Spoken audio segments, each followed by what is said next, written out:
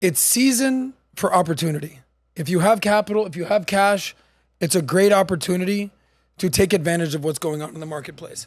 But you know who is the best at taking advantage of when things aren't going the right way for somebody? It's called capitalizing on momentum, basically figuring out what happening, how can I get in here? You know who's great at that?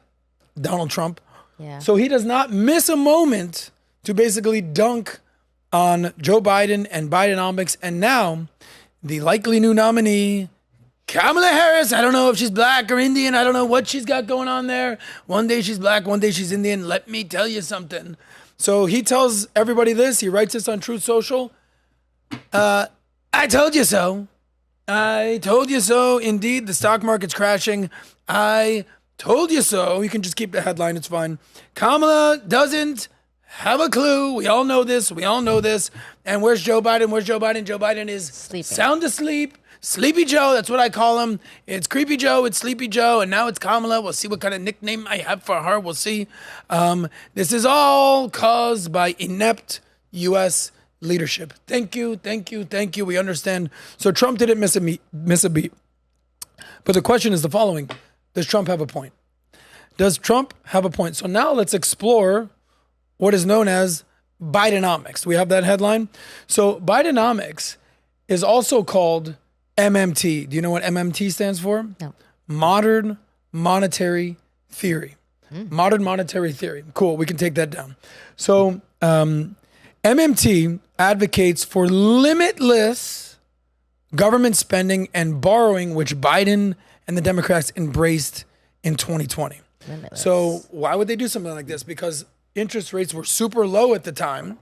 So let's borrow some money, baby. Let's have a party. Oh. Now, what happened is what a lot of us didn't fully really understand, me included, was just how woke this administration was.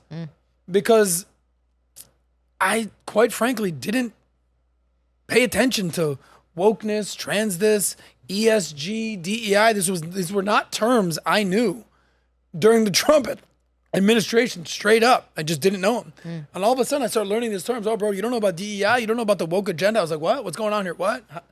Dude, in Florida, it's pretty purple state. We don't kind of have this situation here. But I started hearing about this. But here's what MMT basically inspired Biden to do. It inspired Biden's $4 trillion spending plan on, wait for it, ESG programs, Jesus. which stands for environmental, social, and governance. They believe that the deficits could address problems like, here it is, inequality, poverty, and climate change, aka wokenomics. Thanks, Bidenomics. Which led to what, Nat? The worst inflation we've seen in 40 years. Now, some people are going to say, well, yeah, but all the money printing they did during COVID, that had an effect here. Yeah, no doubt. But after we started printing so much money, now you're going to double down and print more money. Thanks, modern monetary theory, aka spend that money limitless. Anytime that I hear limitless, yeah, the buffet is limitless. All right. Okay, good luck, buddy. Yeah, dude, when you go out to the club, dude, your credit card, limitless. You're going to eat as much as you want. You're going to spend as much as you want. Hey, you go to this party, hey, everything's limitless. The candy, the drugs, dude, what? No limit? This ain't Master P running the country, y'all. So, led to the worst inflation in 40 years. Prices rose by almost 20% across the board up until basically 2024. So the question is, this MMT, how does it affect your wallet? I believe there's another story right here. There's the have and the have. Yeah, here it is. The Americans have saved the least amount since 2022. We're actually going to come back to that later in the show. But how does this affect your wallet? Go back to that last thing, the haves and the have-nots on that previous article. I have something to say about that. So inflation resulted in a decline in the average annual income by more than $2,300. So basically you got $2,300 less bang for your buck despite people earning more money. So if you made 50 grand, but now you're making 55 grand, but basically things cost so much that now you got to spend 57,000 just to survive. It's like, are you really making more money? No. On paper you are, but actually when it comes to paying the bills, you have less left at the end of the month. So it doesn't stop there though, because it's political season. A lot of these things are coming out because a lot of times you don't know what MMT is going to do in the first year, second year, third year, the fourth year. But it's not just what's going on in the stock market. It's not just the economy. You might say, where are you going with this, Saz? How about immigration? How does immigration affect the economy? Oh. You know, we famously said, yo, it's the economy, stupid? Yeah. Well, here's another thing for you. I believe we have this thing.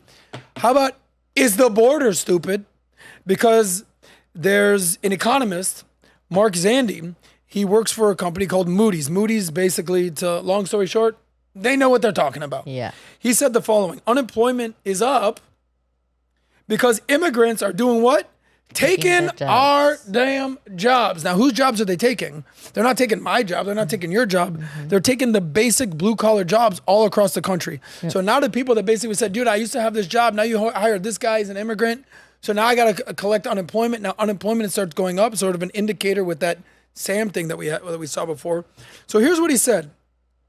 Unemployment rate is rising despite high job creation, meaning there's more jobs being created, and the labor force is booming, meaning people are working and want jobs, but, and there's a big old but here, Nat, we have a lot of immigrants coming in the country taking jobs. Yep. They're taking our jobs. They're coming across the border. You know, they're bringing drugs. And some, I guess, are good people, but not all of them. Mm-hmm. But this is affecting our economy because there's a trickle-down effect. This explains why unemployment rate has risen. Unemployment is going up, despite the fact that if you look year over year, every month they're creating 200,000 new jobs. So every month, 200,000. Every month, 200,000. You know, in a year, that's 2.5 million jobs. But they're saying in the last 4 years, 5, 10, as much as 20 million, they don't know the number, let's just say 10, newcomers have come across the border. So there's way too many people coming across the border than there are jobs. So what does this mean? High supply of people coming across the border, but there's also more people coming through. So this is basic supply and demand. Mm-hmm. So I'll ask you this, with all that being said, who's better for the economy? Is it Trump? Is it Kamala? Here's the good. The markets are up. Housing is up. You know, houses are as expensive as they've ever been. Mm-hmm. Almost $500,000 for a house these days all across the country, $425,000, $450,000.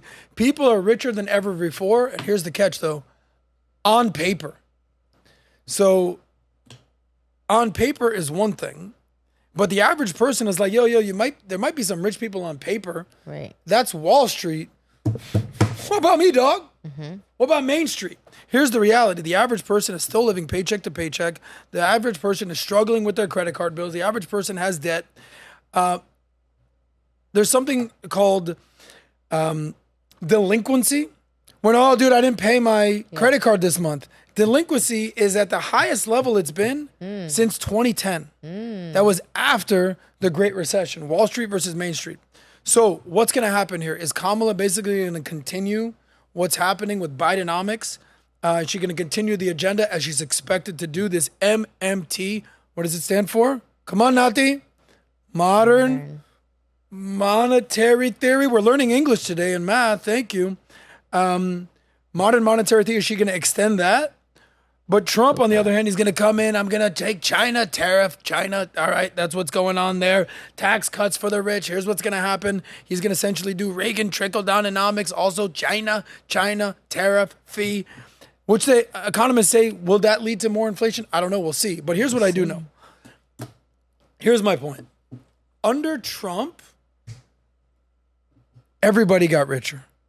The rich got richer, but also the poor got richer. Blacks are the richest they've ever been. The Asians are the richest. The gays, I love the gays. They're the richest they've ever been.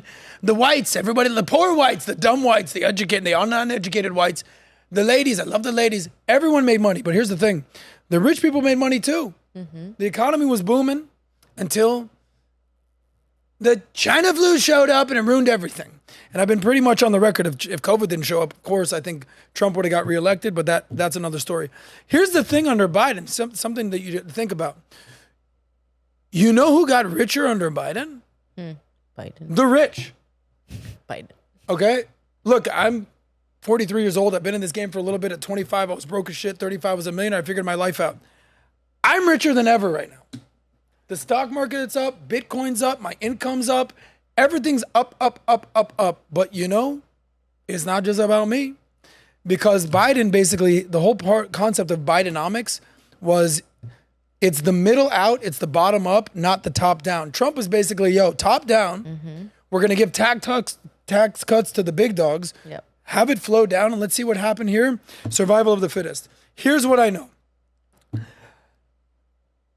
And sometimes you'd be like, I didn't see this one. My bad. I don't know. All right, here's where I'm at here. I got rich under Biden and under Trump. But the average person did not get rich under Biden. Yeah. The average person got wealthier under Trump.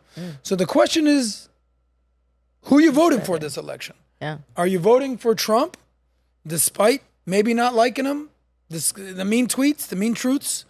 Or are you voting for Kamala, who's just an extension of Joe Biden? That's my 2 thoughts on that.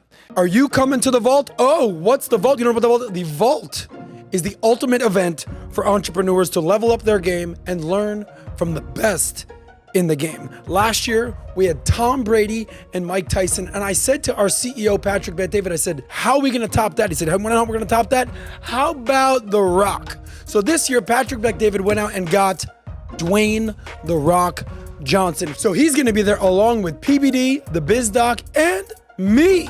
Yeah, if you want to join us at the Vault Conference, check out thevaultconference.com. It's going down in West Palm Beach, September 4th through 7th. If you want to make more money, improve your business, and expand your network, you have to be at the Vault. We'll see you there. Oh, you like that? Well, if you want to see more of that, check out this clip right here. And if you want even more, check out this clip right here, only on the SOSCAST.